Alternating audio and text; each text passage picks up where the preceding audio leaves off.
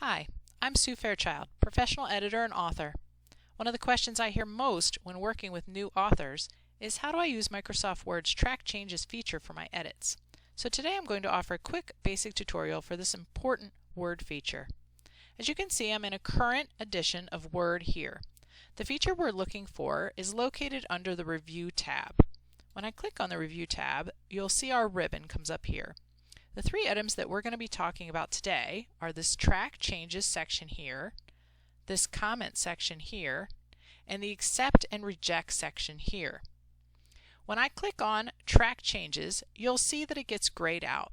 That means that this feature is currently on in this document. I've opened up this document, which is a story I wrote a few years ago to demonstrate.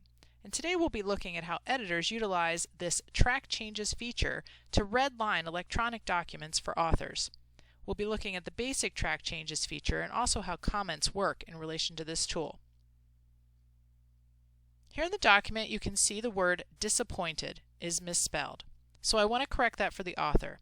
I have my Track Changes on, and when I click to correct this, you'll see that it redlines or strikes out, puts a line through the misspelled word and corrects it with the correct word here. This is done in red. Now this is the color I use, but other colors can be specified in the options of the Track Changes tool. Most editors I know use red as it's the traditional color of our people. This shows this way because I am using all markup here on this section of the ribbon. There are several different things that you can choose for markup here. I always use all markup, which shows this way. This has a line here, and it also strikes out and puts the new word in red here, so it's easy to see for the author. Let me show you how simple markup looks. Simple markup keeps this line in the margin, but then does not show within that line, that sentence, what I've changed.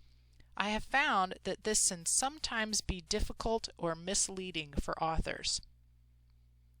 So I choose to use the all markup portion, so it's very clear what I have changed. Simple markup works well if you want to see the change without accepting it right away. Otherwise, I suggest using the all markup part of the Track Change feature. As I move through the document, now I want to add a comment. So I'm going to go up here to this section of the ribbon and click New Comment. This puts a comment section out into the margin on the right hand side. This will say whoever is making the comment, which is me. For now, I'm just going to say, this sounds great, but I'm also going to say, what did you mean here? You'll see why I did it that way in a minute. So it's easy to walk through and put comments like this. I utilize comments to give encouragement to my authors, but also to maybe point out something that they're missing as far as plot devices, or maybe a paragraph isn't working the way it should. So instead of rewriting it completely for them, because I don't want to lose their voice, I might just give them a comment and say, I think this needs reworked. Now, as you can see, here is another misspelled word, aisle. So I'm going to correct that too. And again, you can see that it crosses out the misspelled word and adds the correct word. This works the same for anything that I'm deleting or adding. If I deleted this comma, you'll see that it strikes out the comma. I'm going to keep that because it's actually right. Anything that I choose to change, if I decide to delete a whole paragraph, it would just wipe out everything. Not really wipe it out, X it out, line it out, so that the author will see what I'm trying to say. I'm going to back that back out because we really don't want to get rid of that paragraph there. Now, as you can see, when the author gets this back, they will see these red things, either for the comments or words I've changed or suggesting to change. And you can see then how that is easy to then see for the author what has happened. But when you get it back, you might be wondering, how do I get rid of all of this red now? What do I do with all of this? So you have several options. First, you can go through the entire manuscript using the previous and next tools. This is under the Changes part of this Review tab, Track Changes feature, the Changes. If you just want to go from one to the next and see what your editor did, just click Next. This will keep going through even the comments to show each individual thing that they changed in your document. I suggest doing this first for all of my authors.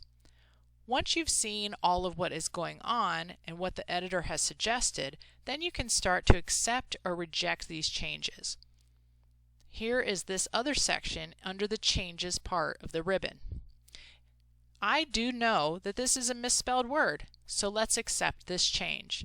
You can accept or just accept and move to next. So these are the two changes, the two exceptions that I would suggest to use here. I would not suggest using accept all changes in the document unless you really trust your editor. You have the same options under reject and move to next, or reject change, or reject all changes, which I also would not recommend. So let's just for now accept and move to next. You'll see that it has now deleted that misspelled word, and now I've moved on to the next edit that the editor has made. So now if I just want to say just accept this change, you'll see that it stays on that word and didn't move on to the next thing. I can still say accept and move to next, and now it moves on to the comment. Now, let's talk about how to remove the comments or how to deal with these. If your editor is asking you a question, which I'm doing here, you as the author can reply by just clicking this reply button. Now you can do this as many times as you want back and forth between editor and author. You can have a whole discussion here with one another.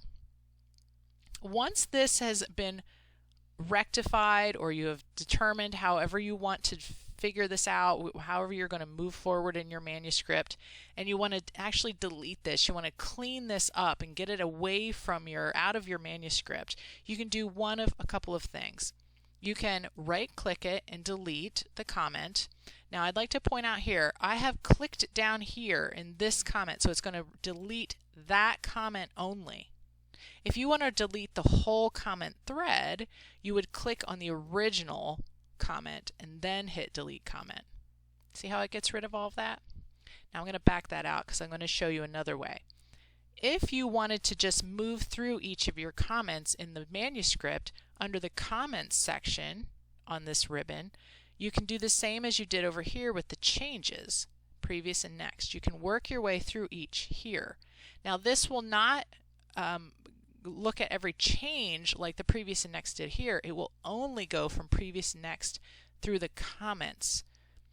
I only have one, well, we have 3 comments here, so you see like how this cursor has now moved when I click next, or see it's going backwards now. Okay, so that's the way to work through every comment. I would actually suggest doing your comments first when you get it back from your editor. Deal with all of those first, because those are probably more in-depth things that need to be taken care of. Now, as I said, you could just go back here and delete this comment this way individually. You could also delete up here. You can either delete or you can delete all comments in the document. If you've gone through all of your comments and you've rectified them and you've figured them all out, or there is nothing the editor needs to see more on any of those comments, you could delete all the comments in your document. Or if you're not going back to that editor, or you're done with that editor and you're moving on to a publisher, you might want to delete all the comments and save your file as a different file. If you just hit delete, you'll see it does the same thing as the right click. It gets rid of that. Now again, I can move on to the next change, and now I'm on aisle and aisle that is misspelled and corrected here. So I can click accept this change, accept this change.